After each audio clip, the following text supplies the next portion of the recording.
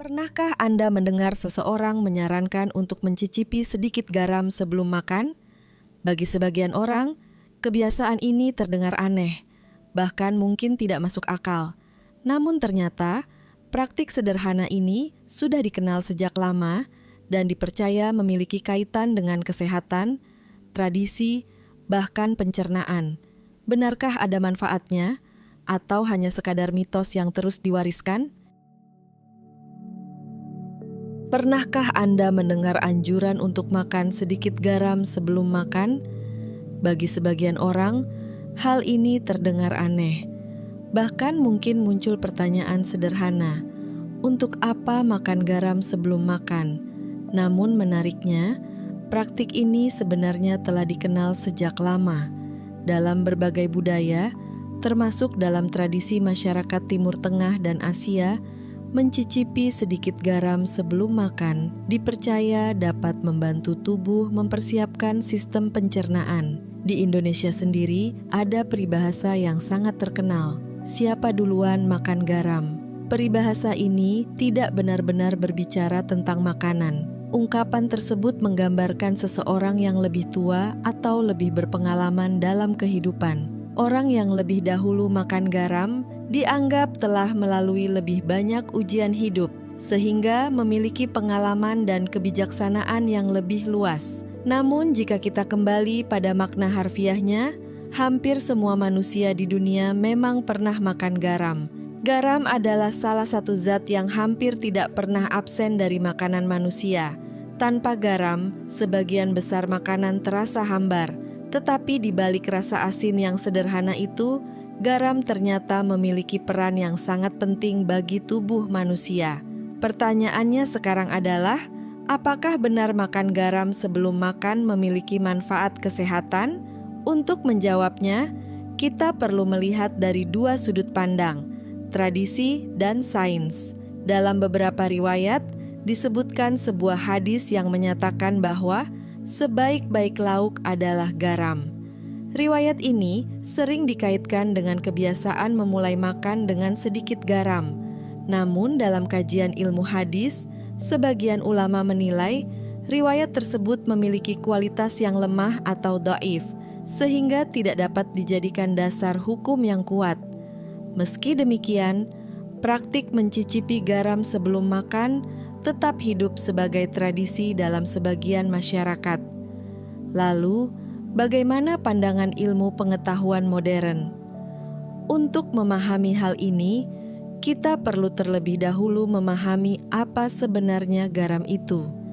Secara kimia, garam dapur adalah senyawa yang dikenal sebagai natrium klorida dengan rumus kimia NaCl. Garam terdiri dari sekitar 40% natrium dan 60% klorida.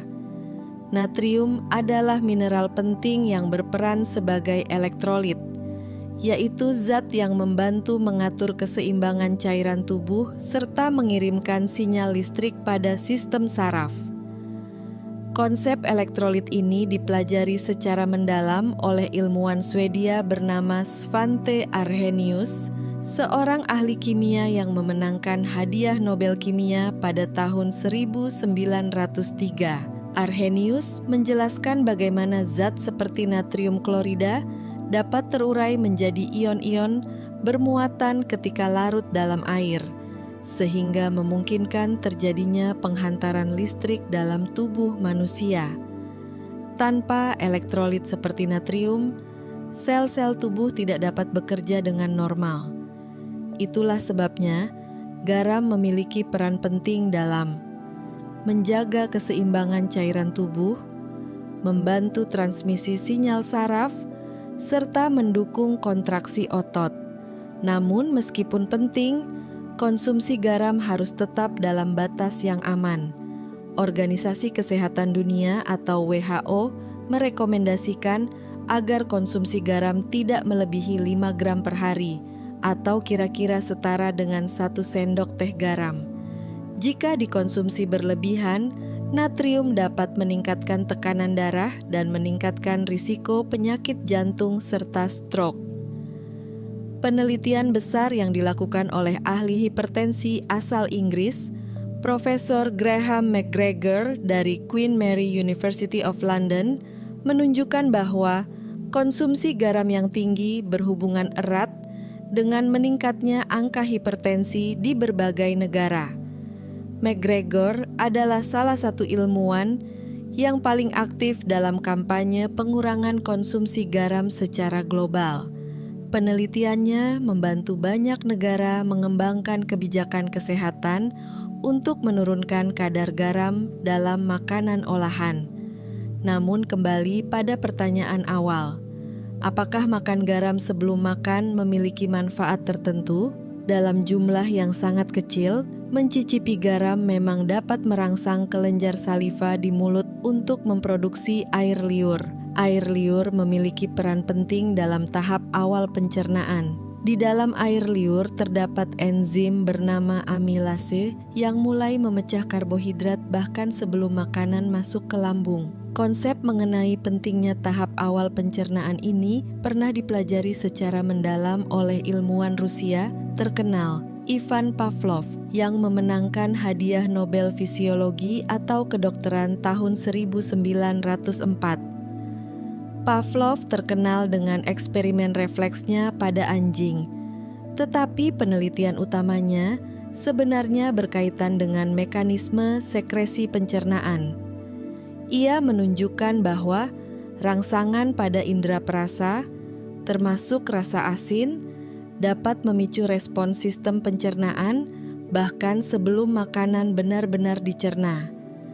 Fenomena ini dikenal sebagai cephalic phase of digestion, yaitu tahap awal ketika otak mempersiapkan sistem pencernaan setelah menerima rangsangan dari indera penciuman dan pengecap.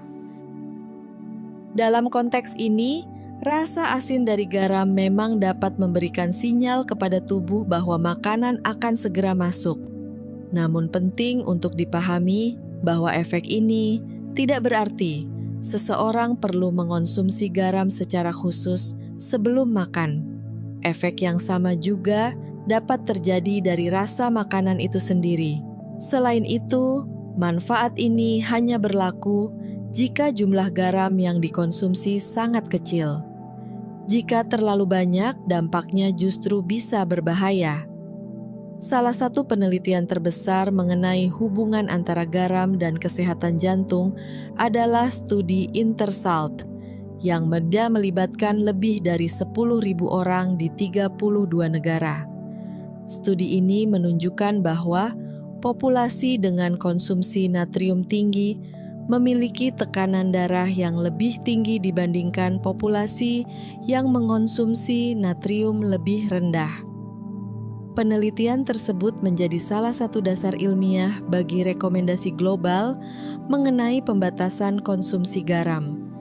Namun menariknya, tubuh manusia juga tidak boleh kekurangan natrium. Kekurangan natrium dapat menyebabkan kondisi yang disebut hiponatremia, yaitu kadar natrium yang terlalu rendah dalam darah. Gejala hiponatremia dapat meliputi kelelahan, pusing, mual, bahkan dalam kasus yang berat dapat menyebabkan gangguan saraf. Oleh karena itu, keseimbangan adalah kunci. Garam tidak boleh terlalu sedikit, tetapi juga tidak boleh terlalu banyak. Selain berperan dalam kesehatan manusia, garam juga memiliki sejarah yang sangat panjang dalam peradaban manusia. Dalam sejarah Romawi kuno, garam bahkan digunakan sebagai alat pembayaran. Kata salary dalam bahasa Inggris berasal dari kata Latin salarium, yang merujuk pada tunjangan garam bagi para tentara Romawi. Ini menunjukkan betapa berharganya garam pada masa lalu. Dalam dunia kuliner modern, garam juga memiliki fungsi yang sangat penting. Menurut ahli gizi dan ilmuwan makanan dari Rutgers University, Profesor Paul Breslin, cara kita menambahkan garam saat memasak dapat mempengaruhi persepsi rasa makanan. Breslin menjelaskan bahwa menambahkan garam pada tahap yang berbeda dalam proses memasak dapat menghasilkan pengalaman rasa yang berbeda.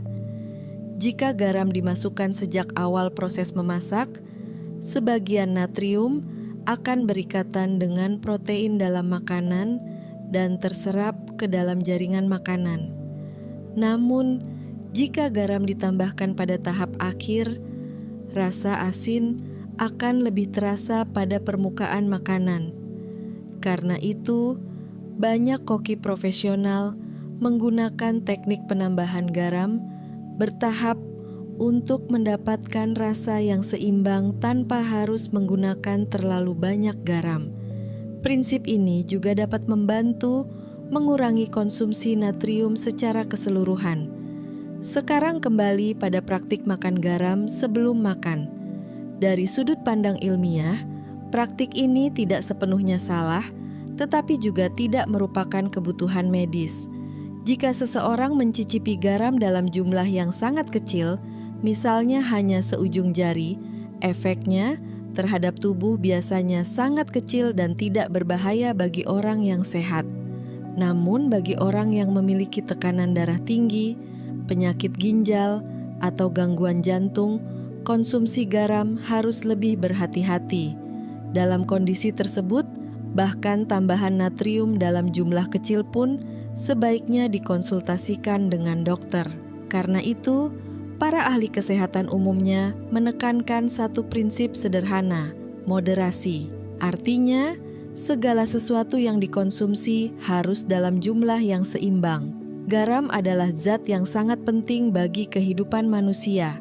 Tanpa natrium, sistem saraf tidak dapat bekerja dengan baik, otot tidak dapat berkontraksi dengan normal, dan keseimbangan cairan tubuh akan terganggu. Namun pada saat yang sama, konsumsi garam berlebihan dapat meningkatkan risiko berbagai penyakit kronis. Oleh karena itu, kunci utama bukanlah apakah kita makan garam sebelum makan atau tidak, tetapi berapa banyak garam yang kita konsumsi setiap hari. Kesimpulannya, praktik mencicipi sedikit garam sebelum makan dapat dipandang sebagai tradisi yang tidak berbahaya jika dilakukan dalam jumlah yang sangat kecil. Dari sudut pandang ilmu pencernaan, rasa asin memang dapat memberikan rangsangan awal bagi sistem pencernaan, meskipun efeknya relatif kecil. Yang jauh lebih penting adalah menjaga total asupan garam harian agar tetap berada dalam batas yang direkomendasikan oleh para ahli kesehatan. Jadi, jika Anda pernah mendengar anjuran untuk mencicipi sedikit garam sebelum makan, Anda kini mengetahui bahwa praktik tersebut memiliki latar belakang tradisi sekaligus penjelasan ilmiah tertentu. Namun, seperti banyak hal dalam kesehatan, kuncinya tetap sama, tidak berlebihan. Karena pada akhirnya, kesehatan tubuh kita tidak ditentukan oleh satu kebiasaan kecil saja, tetapi oleh keseluruhan pola makan dan gaya hidup yang kita jalani setiap hari. Jika Anda merasa informasi ini bermanfaat, jangan lupa untuk membagikannya kepada orang lain agar semakin banyak orang memahami fakta ilmiah di balik hal-hal sederhana dalam kehidupan sehari-hari. Semoga video ini bisa memberikan manfaat dan menambah wawasan bagi Anda. Mudah-mudahan apa yang dibagikan dapat memberi makna serta membawa dampak positif dalam kehidupan sehari-hari. Jika Anda merasa video ini bermanfaat, jangan lupa untuk klik like, bagikan ke orang lain, dan tuliskan pendapat Anda di kolom komentar. Terima kasih sudah menonton. Sampai bertemu di video berikutnya.